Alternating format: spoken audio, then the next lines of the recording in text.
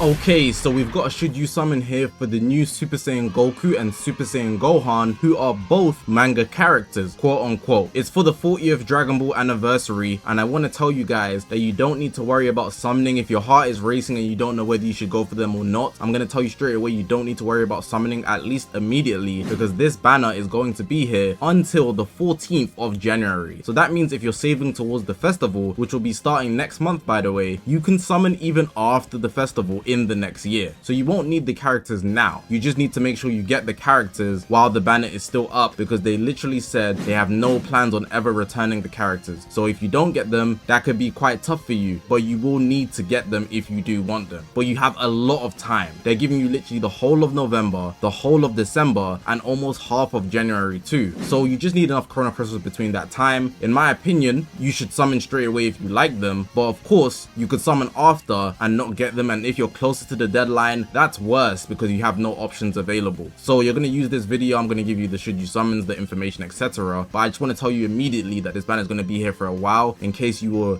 racking your brain about whether you should go for them immediately or not. Whether they're good or not, you've got time, and overall that's going to save you a lot. So just bear that in mind. Now let's get into this video. So here are some precursors, just the typical things you should consider before summoning on every banner. I do this in every single should you summon. So first, consider the amount of Chrono Crystals you've got right now. Of course, I mentioned before that the banner is going to be here for a long time, but if you don't have a lot of Chrono Crystals, then you might not want to summon right now. There's just no point, because you'll be putting in pennies and it might set you back for something else that could come out in the future. But obviously, if you're a collector, everything I say in this video is pointless anyways, because you're just going to summon for what you like in the first place. On top of that, don't summon straight away. I already informed you that the banner is going to be here until the 14th of January, but if you really want to know if they're good or bad, you should watch showcases, as showcases from big, not just big, but small content creators will give you a widespread opinion on what the unit can do. All accounts are built different, so I advise you guys to watch not just the people you typically watch, but a new content creator, maybe a small content creator, to get a further feel of what the unit's like before you summon for them, if you're not summoning for just the aesthetic. And regardless of the showcases, which are not always accurate, the meta will dictate whether the unit's good or not, and that's the people, the widespread community that plays Dragon Ball Legends. By the third day, if you never see the unit ever again, you'll know they're not good. Next, you should obviously consider the near future. So like I said at the start, the festival starts next month, so there could be other units surrounding this unit. In this case, it will be the part 1 festival starting next month. There could be a unit even before that could drop as well further into this campaign potentially, who knows. But just putting that in mind, your Chrono Crystals in match with that, you gotta be careful about where you're spending your CC. And finally, based on what I say in this video, I just want you guys to know that my judgment is not final. I make these videos prior to the unit coming out, so how I evaluate the unit isn't 100% accurate because their stats are not shown. I only have the kit and I base it off what they read there. And I also can't see the longevity of the unit, so I couldn't tell you if they're going to be good long term. So the unit could be banging on release, but then get deaded off by the next unit because they get counted, and that's just unfortunate. But that's everything you need to know. Let's get into reading the kits now. Alright, so we've got the sparking Goku here. Goku's looking immaculate with this outfit. Cool, let's get into it. So here are the typical things. He's green. I want you guys to know he's a melee type. I know it doesn't say it here, but they said it in the reveal. Tag Son Family saying Dragon Ball, and the episode Dragon Ball 40th anniversary only naturally. The Z ability, it's going to be Son Family saying or Dragon Ball. Base strike attack 35%, base strike defense 35%. This is at Z ability 4, but at Z ability 3 and 4 you get the additional base blast defense. If they are Dragon Ball, they have that tag. So at 6 stars they're going to be getting the 15%, then at 14 they would get the 18%. The strike is pretty plain, but you do get strike damage. There's nothing on the blast. The blue card over here, special move damage and critical, and if you hit it you cancel enemies attribute upgrades. It's a forward moving one. The green card here, on activation you're gonna get a blue card. It's the grab type, just bear that in mind. You can see it here. It has blast armor as well, same with the blue card because of that symbol. You get key damage, and you also get nullify special cover changes to cover nullification. And then this here is a bit random. It literally says on hit one or more of the following effects will occur at random. So you could get one of these, you could get 2 of these, or you could get 3 of these every time you land the green card. Dragon Ball, damage, guard, penetration, and nullify limit disadvantage. You will never know which one you're going to get until you press the green card, and it could be all 3, it could be 2, but it will be at least 1. Now the main ability here, you draw the ultimate arts next. You get 20% HP, 50 key, vanish engage, which is very good, and cancel attribute downgrades of normal conditions, which actually clutch low key, especially with corrupted Zamasu available. All enemy health restoration minus 50%, which is nice as well. What I will point out is though, you must have saw that it says comboable into an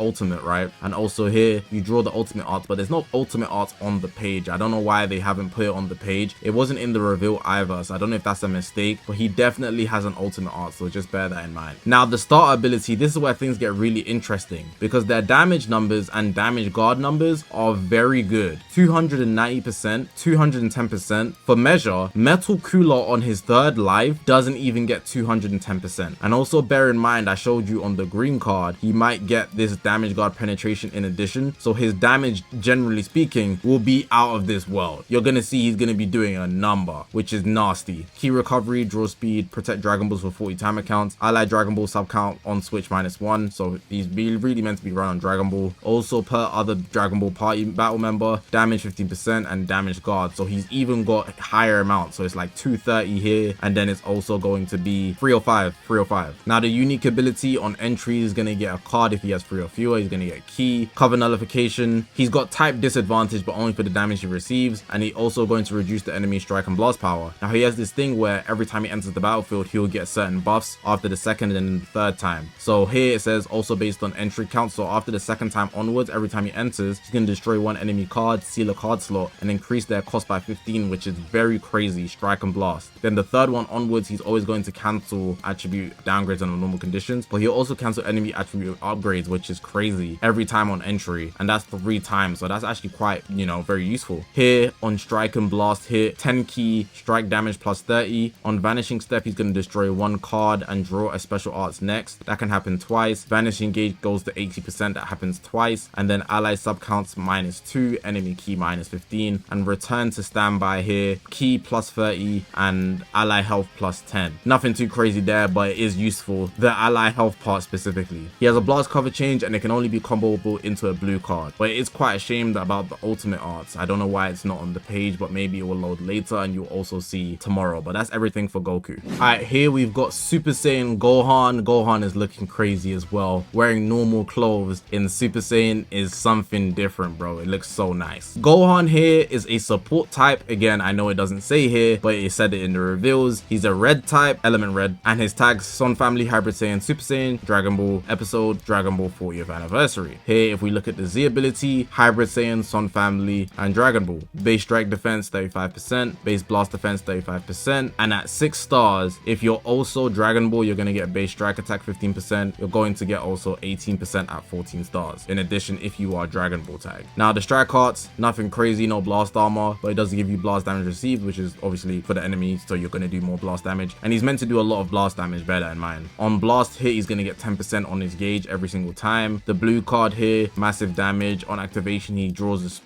green card, and he's gonna do extra blue card damage, so 30% here. Also, when special move art is enhanced, so there's a bit in his unique ability, which we'll see later. When you have it enhanced, you're gonna do an extra 30%, which is uncancelable, and you're gonna go type neutral. It's the forward moving type, and it has blast armor shown by this. Here we have the green card. You can draw 2 if you have 3 or fewer. Health plus 10%, key plus 50, cancel attribute downgrades under normal conditions, protect key 5 counts. When special arts is enhanced, again the same thing like I mentioned earlier, we're gonna get to it. Allied damage plus 30%, this is for 15 timer counts, and it's uncancelable. Allied sub counts -3 as well. Like I told you, he's a support unit. Main ability here, destroy 2 cards and then draw 1 of each special and ultimate arts. Again, there's no ultimate arts here, so he's gonna draw a green card, I believe, and a ultimate arts, but there's no ultimate arts. I don't know what's going on there, but yeah, I guess they just messed it up on the website. Key plus 50, ally health plus 20%, ally hybrid Saiyan or Dragon Ball health plus 10%. Destroy entire enemy hand and enemy key -100. The main abilities for these guys are actually quite good. Again here, the starter ability, crazy numbers, 290% damage, 220% damage guard, key recovery 40%, draw speed, and ally Dragon Ball sub count -1 on switch, which is obviously nice. And also in addition for tag hybrid Saiyan or Dragon Ball allies, damage up, damage guard up, health restoration 20%, key recovery plus 40%. There's a lot going on here and it's looking very valuable. Unique ability, so here's what we're gonna get to when I was talking about the enhancement bit. On battlefield entry, he's gonna get a blast arts, he's gonna get key, he's gonna destroy 1 enemy card, he's gonna reduce the enemy key, and also all enemy sub counts +2. On blast/special arts draw, so every time he draws 1, he's gonna get 3%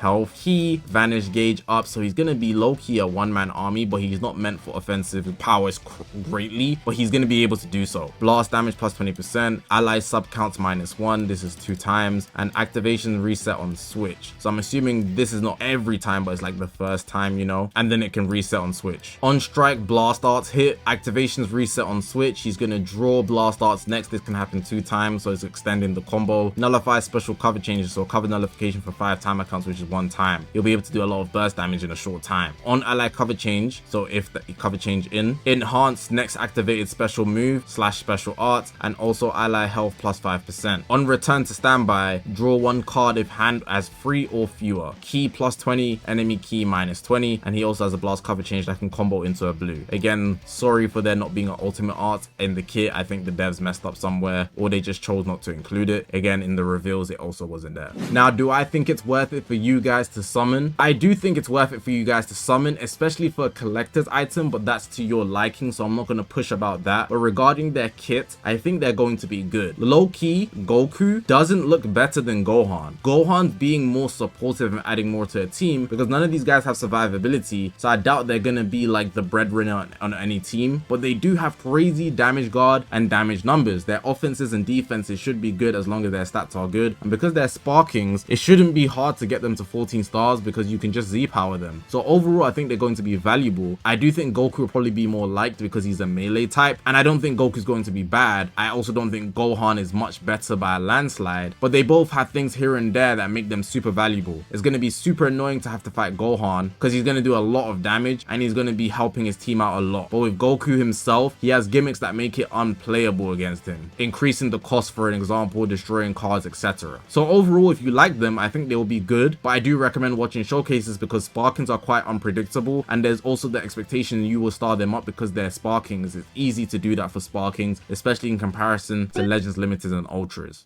Now, am I going to summon? Yes. Am I summoning straight away? Yes. I like the way they look. I don't really care about their kit. They're exclusive. I want to get them earlier and get it out the way so I don't have to think about it after the festival. So I'm going to summon right now and hopefully I get both of them. If I don't, that's unlucky, but I'm only looking for 1 copy because I can just Z-power the rest and I will be done. But yeah, man, that's going to make the end of the video. Let me know in the comment section whether you're going to be summoning straight away or not summoning at all or delaying your summon. Let me know what you're going to be doing. These characters do look good and they are exclusive, but hopefully you guys did enjoy this video. If you haven't already, make sure to press the subscribe button. We're on this grind to 200,000 subscribers. I appreciate you guys for watching, man. My name is ZAKASHI, guys, and I will see you guys in the next one, man.